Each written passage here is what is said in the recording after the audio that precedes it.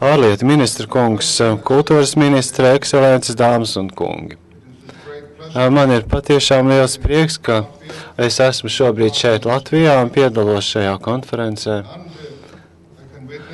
Un es varu novērot lielo progresu, kas ir ticis panākt šai valstī pēdējos 20 gados, kad pirmo reizi es atbraucu uz šo valstu apmēram pirms 20 gadiem, tāpēc gribu apsveikt jūs par sasniegumiem. Viens no galvenajiem jautājumiem, par ko būs runa šodien, kādā veidā augstākā izglītība un kultūra var veicināt reģionālu un Eiropas identitāti. Un man šķiet, ka varētu apgalvot tā, ka Latvijas iedzīvotāji, Latvijas tauta ir vairāk nekā citas Eiropas nācijas ir izjutušas to, ka nacionālā kultūra nevar attīstīties bez pašpārliecināt, pašapziņas un politiskās brīvības. Bet mēs arī labi zinām to, ka neviena kultūra nespēs tikt galā ar nākotnes izaicinājumiem viena pati izolēti. Un mēs arī zinām to, ka kultūra, izglītība un ekonomiskā pārticība, labklājība, tās visas iet roku rokā.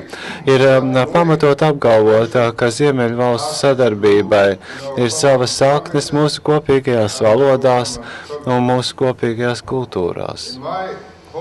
Manā dzimtajā pilsētā valstī Islandē lielākais kultūras mantojums ir rokraksti, kas tika pierakstīti gandrīz pirms 1000 gadiem, un tajos ir runa par kopīgu vēsturi. Tas apliecina kopīgo Ziemeļvalstu vēsturi, tāpat arī Baltijas reģiona vēsturi, tur vēstīts par to. Un tā visa rezultātē Ziemeļvalstu sadarbības stūrakmens tradicionāli ir bijusi sadarbība izglītībā un kultūrā. Ar izglītību un kultūru kā galveno platformu sadarbībai.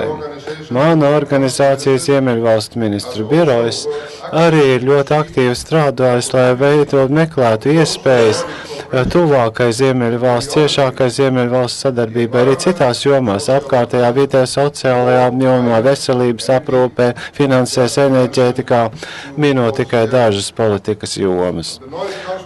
Ziemeļvalstu ministru padome pēdējo dažu gadu laikā daudzajādā ziņā ir pārbīdījis vai mainījis savu uzmanības centru, vairāk pievirzoties politiskajām iniciatīvām, atbalstoties reģionu iniciatīvas, lai tiktu galā ar globalizācijas radītajiem izaicinājumiem.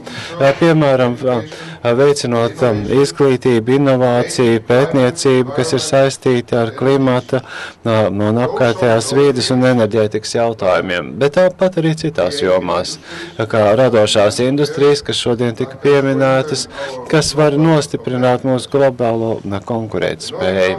Ziemeļvalstu ministru padome ir kļuvusi aizvien vairāk iesaistījusies arī ar kaimiņu valstīm un reģioniem sadarbībā, it sevišķi ar mūsu kaimiņiem Baltijas jūras reģionā, un es īpaši gribētu minēt mūsu iesaistību un aktīvo līdzdalību Eiropas Savienības Baltijas jūras pētniecības iesaistē, kas ir kultūras sadarbības dimensija.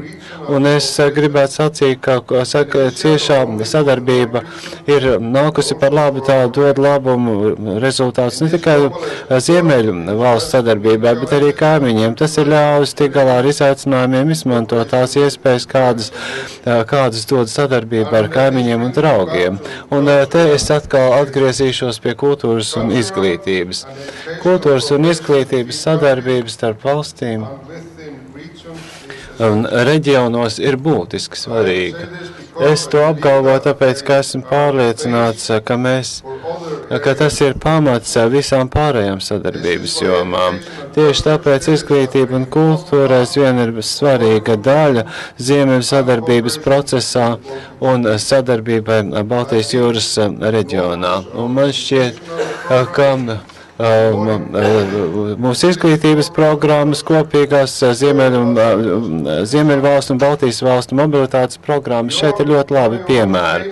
Viens no jūsu slavenākajiem dzejniekiem un politiķiem, Rainis, saka kādā no saviem dzejoļiem, kādiem darbiem, dvēsele nepazīst pati savu diženumu, bet pienāks laiks, kad tā iepazīst arī nezināmo.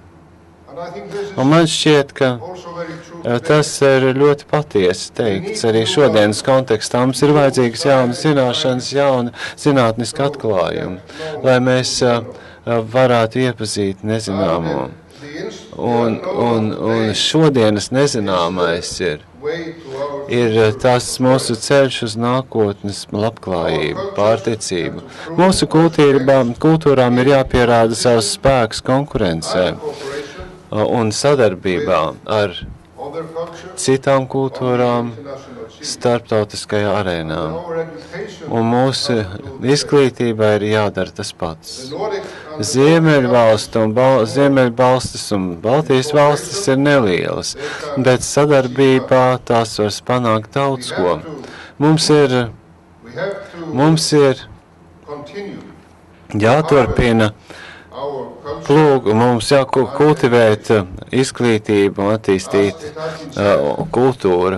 Kā jau tika minēts iepriekš, ja jūs domājat, ka izglītība ir dārga, tad jums vajadzētu pamēģināt vienkārši dzīvot bez zināšanām, kā neziņām.